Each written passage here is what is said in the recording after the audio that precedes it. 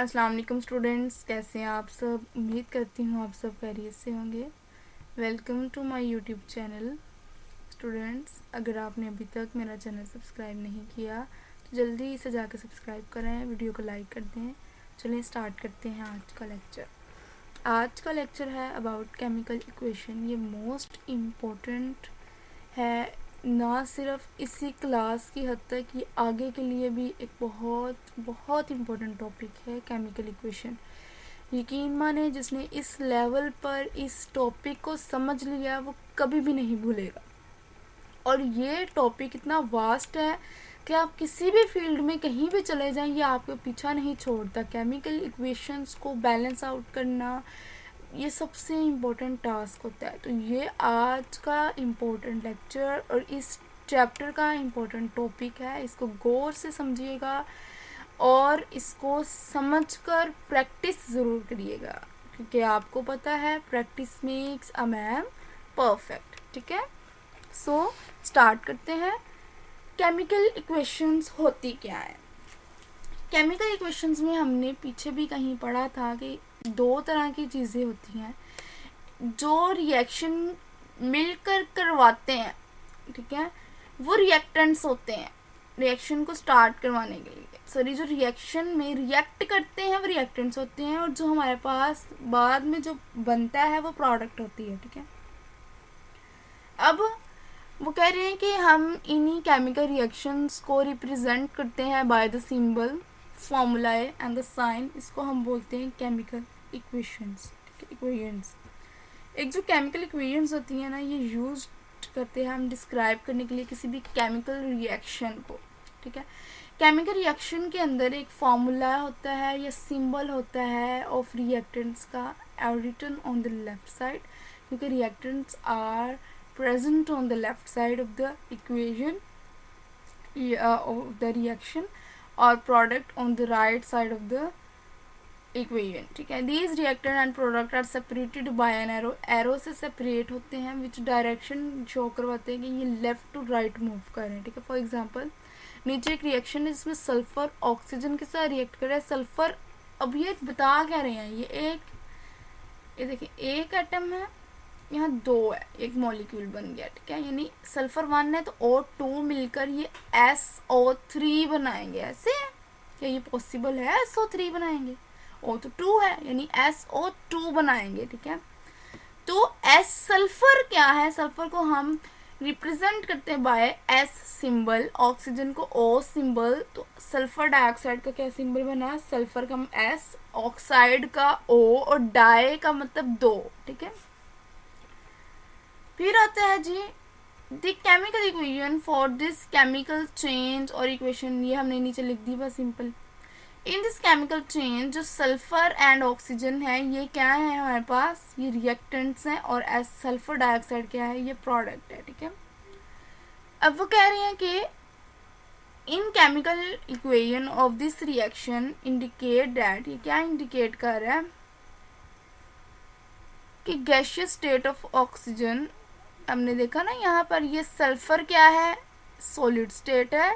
Oxygen क्या है? ये गैसियस स्टेट है। और ये सल्फर डाइऑक्साइड क्या बना? गैसियस स्टेट बना। ठीक है, और यही कहना चाह रहे हैं कि इंडिकेट कर रहा है कि S indicate solid state of sulphur and G indicate the gaseous state of oxygen and sulphur dioxide. ठीक है, sulphur dioxide is quite different thing from sulphur and oxygen, ये इन दोनों से डिफरेंट होता है।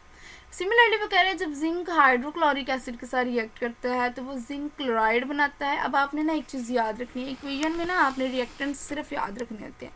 रिएक्टेंट में देखिए जिंक और हाइड्रोक्लोरिक एसिड रिएक्ट करते हैं, आपने याद रखना है जिंक ये पॉजिटिव है तो ये इसके दूसरे वाले के नेगेटिव पे जाके अटैक करवाएगी, वो होगा ये Cl। ठीक है, तो यानी इसने यहाँ से Cl उठाना है, बाकी क्या बचेगा? पॉजिटिव वाला हाइड्रोजन वो साइड पे निकल जाएगा, तो यानी ZnCl2 बनेगा, क्योंकि ये 2 इसके साथ भी, तो ZnCl2 और H2 साइड पे हो जाएगा। ठीक है, अब ये सारे का सारा पैराग्राफ इसी के ऊपर है। वो कह रहे हैं इन दिस केमिकल इक्वेशन या chemical change zinc and hydrochloric acid are the reactant as they take part in the reaction. Zinc chloride is the zinc chloride and hydrogen are the product of as they produce and the result of chemical reaction, in the chemical reaction of this reaction indicate the solid state, वही चीज़ें जो ऊपर हमने पढ़ी वही इसमें बताई गई हैं, ठीक है। फिर यहाँ से एक नई चीज़ स्टार्ट होती है कि ये केमिकल रिएक्शन जो होती है ये शो करवाती है 1 mole of zinc react with, हमने पढ़ा ना कि 1 मोल ऑफ जिंक रिएक्ट कर रहा है 2 मोल ऑफ हाइड्रोक्लोरिक एसिड, और 1 मोल ऑफ जिंक क्लोराइड बन रहा है और 1 मोल ऑफ हाइड्रोजन गैस बन रही है, ठीक है। फिर इनकी कुछ फिजिकल एंड केमिकल चेंजेस होती हैं, वो भी हम देखेंगे यहाँ पर कि वो होती क्या है। फिजिकल एंड केमिकल प्रॉपर्टीज क्या है। Physical properties are due to physical behaviour of the substance. For example some substance जो होते हैं वो एग्जिस्ट करते हैं सॉलिड स्टेट के अंदर, कुछ लिक्विड स्टेट में होते हैं या कुछ गैसियस स्टेट में होते हैं, ठीक है, नॉर्मल टेम्परेचर और प्रेशर में। तो ये क्या करती है, ये फिजिकल प्रॉपर्टी को स्टेट करते हैं। सिमिलरली कलर हो गया, टेस्ट हो गया, ऑर्डर हो गया, इलास्टिसिटी होगी, strength, density, hardness, melting point, boiling point, solubility and conductance, ये सारी भी क्या है फिजिकल प्रॉपर्टीज ऑफ मैटर में डिस्कस होती हैं। अब कुछ इनमें से हम नीचे डिस्कस कर लेते हैं कि हार्डनेस क्या होती है। हार्डनेस एक मटेरियल की एबिलिटी होती है to withstand scratches and wear. क्या है कि वो एक substance can scratch all other substance, एक ऐसा सब्सटेंस जो दूसरे सब्सटेंसेस को स्क्रैच करवा दे जो कि इससे थोड़ा सा सॉफ्टर हो, लेकिन but can not scratch those that are harder, लेकिन उनको स्क्रैच नहीं करवाता जो हार्डर होते हैं। जैसे कि डायमंड, ग्रेफाइट आर दो कार्बन की ही फॉर्म्स हैं। तो क्या होता है, diamond is extremely hard and can only be cut by other diamond. Diamond जो है वो इतना हार्ड होता है जो सिर्फ और सिर्फ डायमंड से ही कट हो सकता है, लेकिन ग्रेफाइट जो है वो एक सॉफ्ट होता है। फिर क्या है, सॉल्युबिलिटी क्या होती है। सॉल्युबिलिटी होती है किसी भी सब्सटेंस के सॉल्युबल होने की प्रॉपर्टी, सॉल्युबल होने की प्रॉपर्टी, जिसमें सॉल्युबिलिटी में ना सॉल्वेंट दो चीज़ आती हैं, एक सॉल्वेंट होता है और एक सॉल्यूट होता है। सॉल्वेंट हमेशा लार्जर क्वांटिटी में प्रेजेंट होता है और सॉल्यूट लेस क्वांटिटी में प्रेजेंट होता है। तो वो कह रहे हैं कि जिसमें सब्सटेंस डिसॉल्व होता है, जो सब्सटेंस डिसॉल्व होता है वो सॉल्यूट होता है, जिसमें डिसॉल्व होता है वो सॉल्वेंट होता है, ठीक है। अब वो कह रहे हैं कि सब्सटेंस में सॉल्वेंट यूजुअली लिक्विड होता है, is the maximum amount of substance जिसमें डिसॉल्व होना है, यानी कि in 100 gram of solvent at particular temperature या प्रेशर में। Water is the most common solvent because a large number of substance can dissolve in the substance that do not dissolve in water में be solvable in other solvents, लेकिन वो भी liquid ही होंगे, ठीक है। हम कह रहे हैं what happen to the sugar, dissolve in water. What is the property of sugar called, solubility property है। क्या फिजिकल प्रॉपर्टीज की, क्योंकि सॉल्युबिलिटी एक फिजिकल प्रॉपर्टी है, ठीक है। फिर मेल्टिंग पॉइंट क्या होता है, वो पॉइंट जिसपे कोई भी सब्सटेंस मेल्ट हो जाए।